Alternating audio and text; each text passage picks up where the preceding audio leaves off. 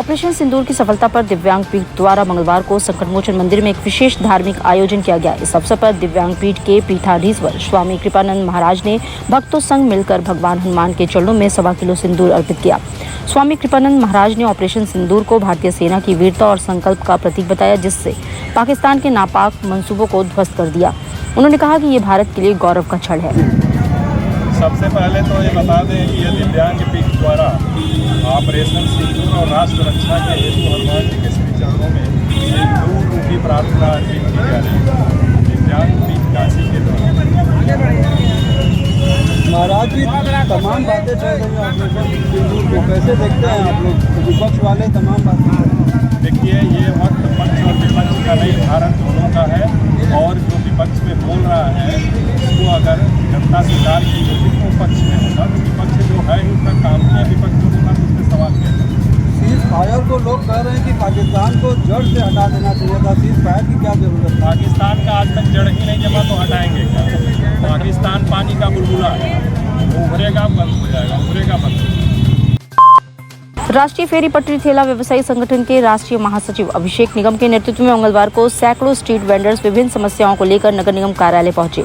संभव जनसुनवाई में नगर आयुक्त अक्षत वर्मा की अनुपस्थिति की सूचना पर वेंडर्स उनसे मिलने की मांग की। जनसुनवाई प्रभारी अधिकारी शिखा मौर्य ने अभिषेक निगम को नगर आयुक्त से फोन पर वार्ता कराई। नगर आयुक्त ने 28 मई को दोपहर 12 बजे प्रतिनिधि मंडल के साथ विस्तृत चर्चा के लिए समय निर्धारित किया। जनसुनवाई के कार्यक्रम में शहर के जो हमारे सम्मानित स्ट्रीट वेंडर्स हैं उनके प्रतिनिधिगण आज नगर आयुक्त महोदय से अपनी वार्ता, अपनी समस्याओं को लेके कहने आए थे। जानकारी जैसा कि यहाँ आने के बाद हुआ कि नगर आयुक्त महोदय आज नगर विकास मंत्री के काशी होने की वजह से आज जनसुनवाई में उपस्थित नहीं थे।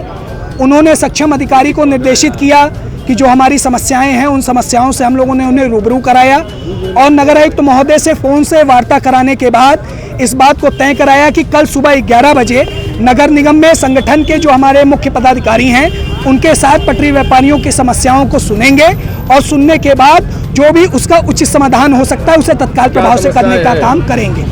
अभी विगत कुछ दिन पहले टाउन वेंडिंग कमेटी की एक बैठक की गई थी जिसमें पुलिस प्रशासन के भी सभी अधिकारीगण उपस्थित थे। उस बैठक में इस बात को तय किया गया था कि जब तक वेंडिंग जोन निर्धारित नहीं कर दिया जाता, जब तक नगर निगम आई कार्ड प्रमाण पत्र इशू नहीं कर देता, तब तक किसी तरीके से भी किसी ठेला पटरी व्यापारियों को उत्पीड़न नहीं किया जाएगा।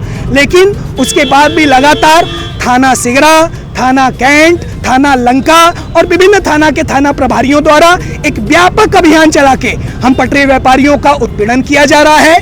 हम पटरी व्यापारियों को के रेहड़ी ठेले को पलट दिया जा रहा है, उन ठेला पटरी वालों के ऊपर मुकदमा लाद दिया जा रहा है। ये घोर निंदनीय कार्रवाई है। देश के प्रथम प्रधानमंत्री पंडित जवाहरलाल नेहरू की पुण्यतिथि पर जिला महानगर कांग्रेस व्यापार प्रकोष्ठ के तत्वावधान में पराड़कर स्मृति भवन के सामने स्थित नेहरू पार्क में उनकी प्रतिमा पर कांग्रेस जनों ने माला चढ़ाकर पुष्पांजलि अर्पित की। इस अवसर पर पंडित नेहरू अमर रहे, जब तक सूरज चांद रहेगा, नेहरू तेरा नाम रहेगा के नारे गूंजे। कार्यकर्ताओं ने उनके सिद्धांतों व विचारधारा को आत्मसात करने का संकल्प किया। श्रद्धांजलि अर्पित किया और उनके अमर होने के हम लोगों ने नारे लगाए। किस तरह श्रद्धांजलि दी हम लोगों ने उनको जो है माल्यार्पण किया और उनके कृतित्व पर जो हम लोगों ने यहाँ पर आपस में प्रकाश डाला। इनकी क्या इतिहास बनी, इनकी क्या इतिहास है? इनका इतिहास ये है कि देश के प्रथम प्रधानमंत्री थे ये। देश की आज़ादी में उनका 11 वर्षों तक जेल में रहने का उनका कार्यक्रम था, तो जेल में रह करके उन्होंने किसी तरीके से लड़ करके आज़ादी ली और आज़ादी होने के बाद महात्मा गांधी के सानिध्य में उनके आदेश से उन्होंने देश के प्रधानमंत्री का प्रथम प्रधानमंत्री पद का पदभार ग्रहण किया। तीखी धूप के साथ पारा भी ऊपर चढ़ गया। सोमवार को दिन में तेज धूप रही, जिससे तापमान बढ़ने के साथ ही उमस भी बढ़ गई। मौसम विभाग ने अगले 4-5 दिनों तक बारिश का अलर्ट जारी किया है। माह के अंत में अच्छी बारिश हो सकती है, इससे तापमान में गिरावट आएगी और गर्मी और उमस से राहत मिलने की उम्मीद है। वाराणसी में नालों पर अतिक्रमण को लेकर नगर निगम प्रशासन सख्त हो गया है। निगम की ओर से 30 मई के बाद नालों से अतिक्रमण हटवाने के लिए व्यापक अभियान चलाया जाएगा। इस दौरान नालों पर अवैध निर्माण ध्वस्त किए जाएंगे। सभी जोनल अधिकारियों की ओर से अतिक्रमणकारियों को नोटिस जारी कर स्वतः अतिक्रमण हटवाने की निर्देशित किया गया है। बावजूद इसके कई अतिक्रमण अब भी कायम है। ऐसे में नगर निगम प्रशासन अब सख्त कार्रवाई से मूड में है। चिड़ीगांव इलाके में दहशत का पर्याय बन चुका तेंदुआ बिहार से चंदौली होते हुए नदी के रास्ते वाराणसी पहुंचा है। उसके हमले से 3 लोग घायल हो चुके हैं। वन विभाग की ओर से 50 से अधिक सुरक्षा कर्मियों को तैनात कर 12 गांवों में सर्च ऑपरेशन चलाया जा रहा है। हालांकि अभी तक तेंदुओं का पता नहीं चल सका। ऐसे में नदी किनारे के गाँवों के ग्रामीण खौफ के साए में जीने को विवश है। दशाश्वमेध पुलिस ने मंगलवार को शातिर चोर को गिरफ्तार किया। उनके पास से चोरी के 6 मोबाइल फोन, 720 रुपए नकद और 1 बैग बरामद किया। गिरफ्तार आरोपी पश्चिम बंगाल के हावड़ा निवासी पवन करकरानिया वाराणसी आया था और आर्थिक तंगी के चलते गंगा आरती के दौरान भीड़ भाड़ का फायदा उठाकर दशाश्वमेध घाट और शीतला घाट से मोबाइल चोरी करता था। पुलिस ने पूर्व में हुई घटनाओं के मद्देनजर सीसीटीवी फुटेज के आधार पर शातिर चोर की पहचान कर मंगलवार की भोर में गंगा घाट से उसे पकड़ा। काशी, जहां तंत्र और मंत्र की परंपरा हजारों वर्षों से जीवित है, अब एक नई पहल से लोगों का ध्यान आकर्षित किया है। मंत्र के आरोग्य नाम की इस मुहिम में मंत्रों के माध्यम से शारीरिक और मानसिक रोगों के उपचार का दावा किया जा रहा है। इस अभियान की शुरुआत मंत्र विशेषज्ञ अमृतेश्वर कुमार भास्कर ने की है, जो पिछले 15 वर्षों से इस विधा में काम कर रहे हैं। काशी में चल रहे इस विशेष शिविर में मरीजों को 1-2.5 घंटे का विशेष सेशन दिया जाता है, जिससे मंत्रों के उच्चारण, ध्यान और योग को शामिल किया गया है। और ये चिकित्सा कैंप प्रथम बार इसी भारत में कहीं डिजिटल के अलावा लग रहा है।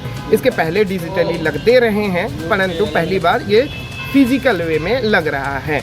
और इसके द्वारा हम विभिन्न प्रकार की ऐसी बीमारियां जिससे व्यक्ति विशेष ग्रसित होता है वो तो ठीक कर ही रहे हैं, साथ ही साथ उसके जो स्वभाव होते हैं उसमें भी परिवर्तन लाने की कोशिश कर रहे हैं। किस तरीके के रोग हैं जिनका इलाज आपका? इस दुनिया में जितने भी मनुष्य होते हैं उनके जो रोग के कारक होते हैं उनके स्वभाव ही होते हैं, बिहेवियर्स, जिसको हम बोलते हैं नेचर बोल सकते हैं आप, स्थिति और प्रकृति। तो जो उनकी प्रकृति होती है, प्रकृति में मिसबैलेंस होता है तो उनको रोग बनते हैं। जैसे कॉन्फिडेंस का कम होने से आपको बीपी की प्रॉब्लम हो सकती है, या सीधी बात की जाए अगर आयुर्वेदा में तो पित्त की समस्या हो सकती है।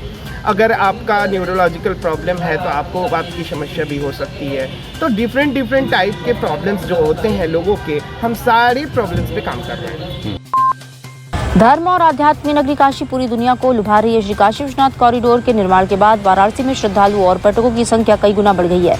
इस बार महाकुंभ का असर काशी में भी खूब रहा। करोड़ों की तादाद में तीर्थयात्री प्रयागराज महाकुंभ के बाद काशी पहुंचे। वैसे महाकुंभ से पहले भी काशी में पर्यटकों की भीड़ रही। 2024 में 11,97,743 पर्यटक काशी आए। यह आंकड़ा 2023 की तुलना में 18.68% अधिक है। नगर विकास मंत्री ए.के. शर्मा ने सोमवार को नगर विकास विभाग के कार्यों की गहन समीक्षा की। इस दौरान वाराणसी को स्वच्छ, सुंदर और डस्ट फ्री बनाने का जोर दिया। उन्होंने निर्देशित किया कि सड़क की पट्टियों से अतिक्रमण हटवाकर उस पर घास उगवाएं। वहीं जहां जरूरत हो वहां पाथवे का भी निर्माण कराया जाए। आगामी 15 दिनों में शहर के सभी नाले, नालियों और सीवर की पूरी सफाई कराई जाए और शिल्ट को समय से हटाया जाए। उन्होंने लापरवाही पर संबंधित अधिकारियों के खिलाफ कार्रवाई की चेतावनी भी दी।